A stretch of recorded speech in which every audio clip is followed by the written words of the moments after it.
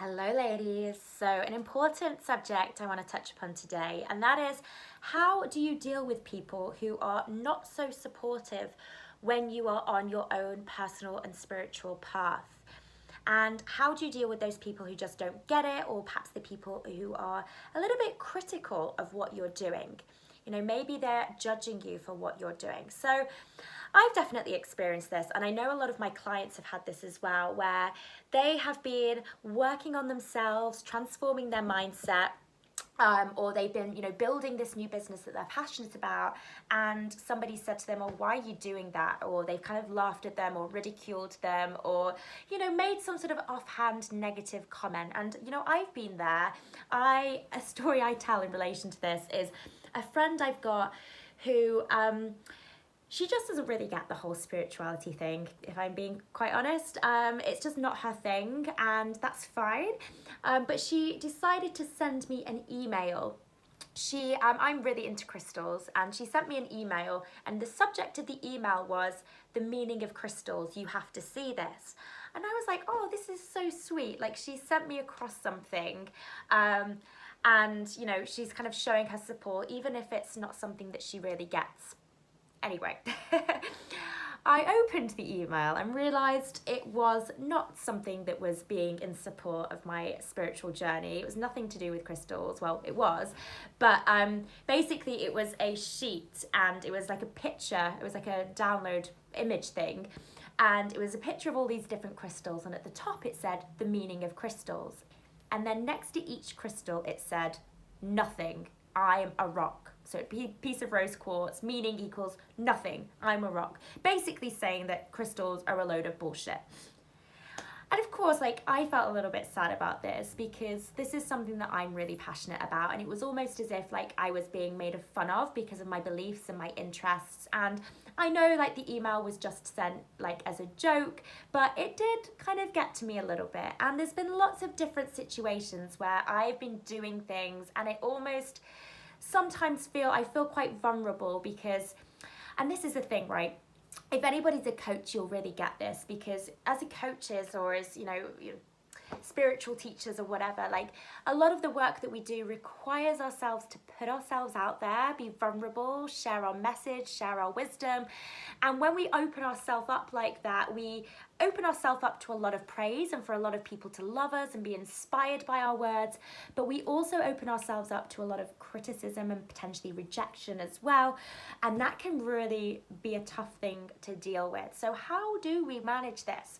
And I think the first thing I would say is that you've got to just focus on doing you, right? You've got to focus on doing you to the best of your abilities, without concerning yourself too much about what other people think. Now, I know that is easier said than done, but the way that I look at things is that when somebody is critical of you, when somebody judges you, when, I don't know, somebody makes a horrible comment about you, that is way more about them than it is about you. That is much more of a sign of their own blocks and fears and insecurities that they are then projecting onto you. And often our ego tries to make everything about us. So if somebody says something negative to us, we assume that, well, I'm not good enough. I'm, who am I to be doing this? Who am I to be sharing this message? Maybe I should just give up. Our ego likes to make everything about us, and we have to take the ego out of the equation. And this is especially true if you are a coach or somebody who is, wanting to inspire others. You have to take your ego out of the equation, and rather than making this about you, what if I get judged? What if I get criticized? You need to think, who do I need to be for those that I really help? Who do I need to show up as so that I can serve the people that need me at the highest level? And in order to do that, you have to take that ego out of the equation, because the ego is going to step in. The ego's role is to keep you playing safe. It's to keep you feeling secure. It's to keep you, basically, it will keep you playing small. It will hold you back from really shining your light in the brightest possible way, just in case somebody criticizes you, just in case you get rejected. But if you're constantly fearing about the criticism of others, you're never going to be able to fully express your message, the most authentic way, because you're always going to be filtering yourself, either by, what you say, or maybe actually not saying anything at all. So it's important to know, as I said, that when criticism happens, it's a lot more to do with them than about yourself. Because let's face it, somebody who is really confident in themselves, happy in themselves, secure in themselves, they are not projecting hate onto others. Like, I challenge you to find somebody who's really happy in themselves and really kind of living their best life that is also projecting hate onto others. You know, you don't. Like, people that are happy tend to want to only spread more positivity and love. So that would be my first thing. The second thing would be to don't try and convince somebody of the work that you do. It is not your job to try and convince people that your work matters, that your voice matters, that your message matters. Your job is to do you in the most powerful way and be open for those people that are ready to receive your message, that are ready to kind of connect with you.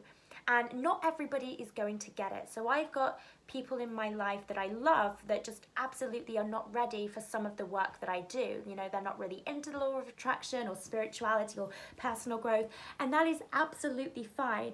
The worst thing I've found that I could do is try and convince people why I'm doing this work, because what I'm doing is I'm giving my energy to somebody who's not ready to receive my message anyway, somebody that I am not meant to work with, somebody that's not meant to be one of my clients. And that energy, your energy is precious, so give it to those people who are ready to receive your message, who need the work that you do, rather than letting other people's sort of negativity and judgment drain you. Because what you'll find as well, when you're doing you to the best of your abilities, some people might start asking you, well, why are you doing that? Why even bother? Like, why are you, I don't know, let's say you're creating videos. Why are you creating videos? Why are you sharing inspiring quotes? Why are you doing that?